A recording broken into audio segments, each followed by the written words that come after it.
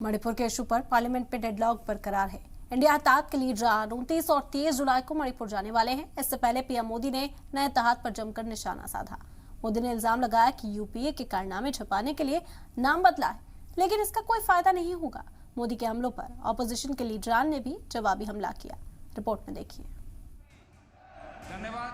जय भारत।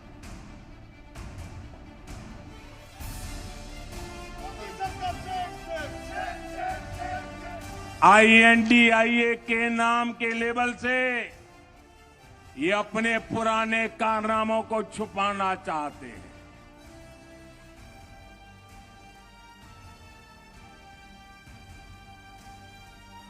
जिनके लिए राष्ट्रहित नहीं बल्कि वोट बैंक सर्वोपरि है।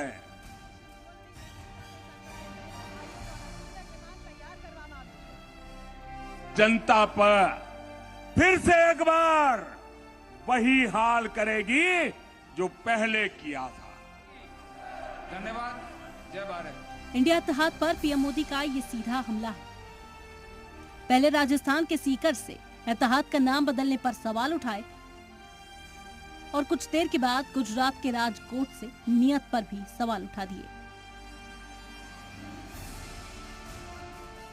INDIA की बात करते हैं तो दिखावा लगता है, छलावा लगता है, झूठ लगता है।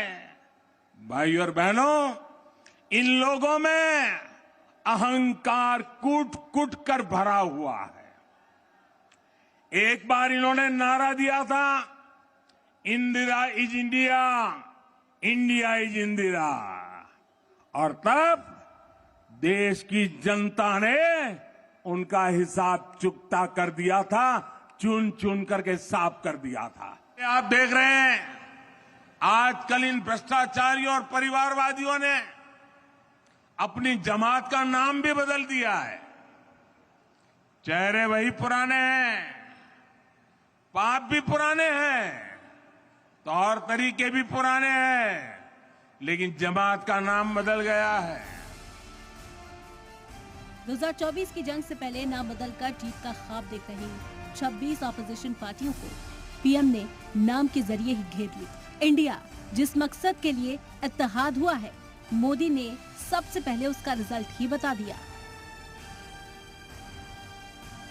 यूपीए के कुकर्म लोगों को याद न आए, इसलिए इन्होंने अपना नाम यूपीए से बदलकर INDIA कर दिया और इतना लंबा कर दिया कि लोग भूल जाएं। विपक्षी पार्टियां पीएम मोदी को घेरने की लगातार कोशिश कर रही हैं। मणिपुर के इशू पर सड़क से सदन तक सरकार पर हमले किए जा रहे हैं। इसीलिए मोदी ने जब इत्तेहाद पर हमला किया तो कांग्रेस फिर से मणिपुर याद करने लगी। मगर आपको आश्चर्य होगा कि हिंदुस्तान का प्रधानमंत्री नरेंद्र मोदी मणिपुर क्यों नहीं जा रहा है, मणिपुर के बारे में बोल क्यों नहीं रहा है? क्योंकि नरेंद्र मोदी जी चुने हुए लोगों के प्रधानमंत्री हैं, RSS के प्रधानमंत्री हैं। उनको मणिपुर से कोई लेना देना नहीं। वो जानते हैं कि उनकी विचारधारा ने मणिपुर को जलाया है। मणिपुर पर सियासी जंग लगातार जारी है। ऑपोजिशन मुत्तहिद होकर लोकसभा में तहरीक एतमाद दिलाने पर गौर कर रही है, मगर मोदी जनता के साथ का दावा कर रहे हैं। इसीलिए उन्होंने क्विट इंडिया के जरिए इंडिया को निशाना बनाया है। जैसे गांधी जी ने क्विट इंडिया का मंत्र दिया था, वैसे ही आज का मंत्र है भ्रष्टाचार क्विट इंडिया, भ्रष्टाचार छोड़ो इंडिया, परिवारवाद क्विट इंडिया, परिवारवाद छोड़ो इंडिया, तुष्टीकरण क्विट इंडिया, तुष्टीकरण छोड़ो इंडिया। मोदी के इन सियासी हमलों पर ऑपोजिशन ने जवाबी हमला बोला। किसी ने पीएम मोदी का वखार याद दिलाया तो किसी को अपने इत्तेहाद के नाम पर पूरा हिंदुस्तान दिखने लगा। कभी उसे एक अंग्रेजों की लुटेरी कंपनी से उसकी तुलना कर देते हैं, ईस्ट इंडिया कंपनी कह देते हैं। कभी इंडिया की तुलना एक आतंकवादी संगठन इंडियन मुजाहिदीन से कर देते हैं। ये शोभा नहीं देता माननीय प्रधानमंत्री जी को और एक सत्ता में बैठी इतनी बड़ी संख्या बल के साथ भारतीय जनता पार्टी को। इंडिया हमारे कण कण में बसता है।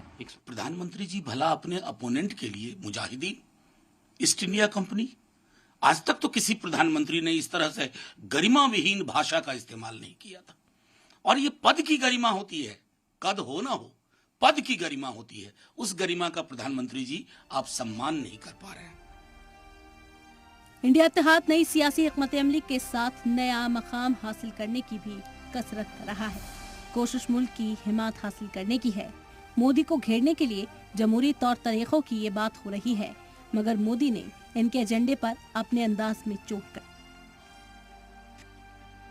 अगर इनको वाकई इंडिया की परवाह होती तो क्या विदेश में जाकर के विदेशियों से भारत में दखल देने के लिए बात करते क्या? अगर उन्हें इंडिया की चिंता होती तो क्या ये सर्जिकल स्ट्राइक और एयर स्ट्राइक पर सवाल उठाते क्या?